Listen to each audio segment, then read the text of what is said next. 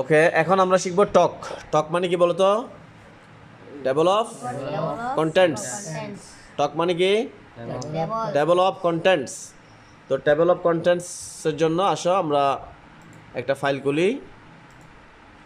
সেই ফাইলটার নাম হচ্ছে যে সূরা তওবা 111 থেকে 112 একটা দার্স।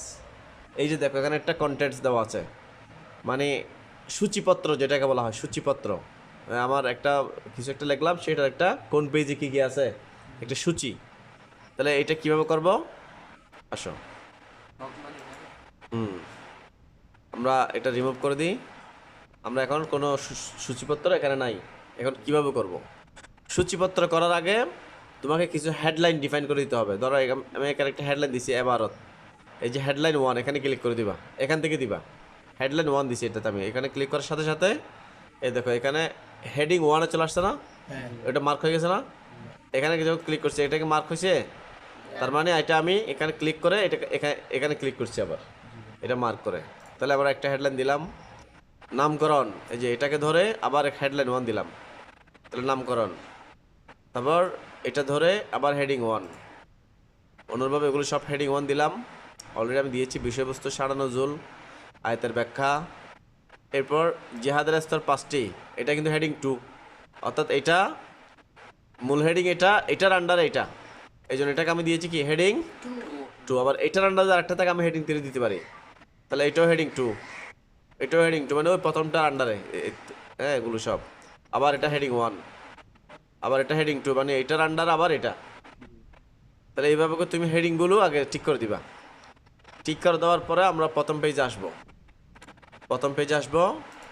প্রথম পেজে এসে আমরা যাব রেফারেন্স। কোথায় যাব? বলতে হবে কোথায় যাব? রেফারেন্স। এই যে রেফারেন্স আসলাম। রেফারেন্সে এসে আমরা আসবো এই যে টেবল অফ কন্টেন্টস। এখান থেকে 1 নম্বর 2 নম্বর যে কোনো একটা স্টাইল নেওয়া যাবে। আমি 1 নম্বরটা নিলাম। তাহলে নেওয়ার সাথে সাথে কি ঘটলো দেখো, একটা সূচিপত্র অটোমেটিক চলে আসলো, মানে এবারত। এটা কত নম্বর পেজে আছে? নামকরণ কত নম্বর পেজে আছে? সূরার শুরুতে বিসমিল্লাহ না লেখার কারণ, এই লেখাটা কত নম্বর পেজে আছে? এইভাবে করে আমার এখানে কোনটা কোন পেজে আছে সবগুলো অটোমেটিক কি চলে আসছে।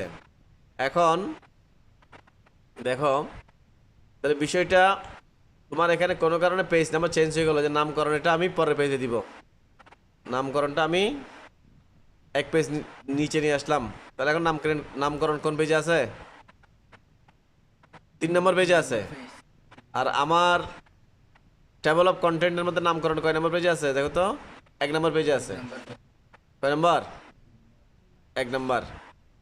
তাহলে এখানে পেজ ধরা হবে যে এই যে এটাকে 1 নম্বর ধরা হবে, এটাকে 1 নম্বর পেজ, যেহেতু এটা সূচিপত্রটা ধরা হবে না। বুঝা গেছে? তাহলে এখন নামকরণটা সেক্ষেত্রে 2 নম্বর পেজে, কিন্তু এখানে লেখা আছে কয় নম্বর? 1 নম্বর। তাহলে এখানে ক্লিক করো টেবিলে, এই যে এই জায়গায় update table, update enter table. Okay, sorry, নামকরণে যে 3 নম্বর হয়েছে চলে গেছে। তো দেখছো আপডেট হয়ে গেছে। এবার তুমি প্রতিবার এখানে কাজ করবা, কাজ করে এটা কত নম্বর পেজে, আবার এখানে সে কত নম্বর পেজ, এখানে তোমাকে ঠিক করে দিতে হবে না, সে অটো ঠিক করে নিবে। জাস্ট এখানে আপডেটে ক্লিক করবা, দেখেছে? পেজ নাম্বার অটো ঠিক করে নিবে। যেমন এই যে আয়াতের ব্যাখ্যা 111, এটার আন্ডারে যে যে দ্বিতীয় হেডিং চার্ট ছিল, এই যে দ্বিতীয় হেডিং একটু ভিতরের দিকে দেখো, একটু ভিতরের দিকে, যাতে বোঝা গেল যে এটা দ্বিতীয় হেডিং।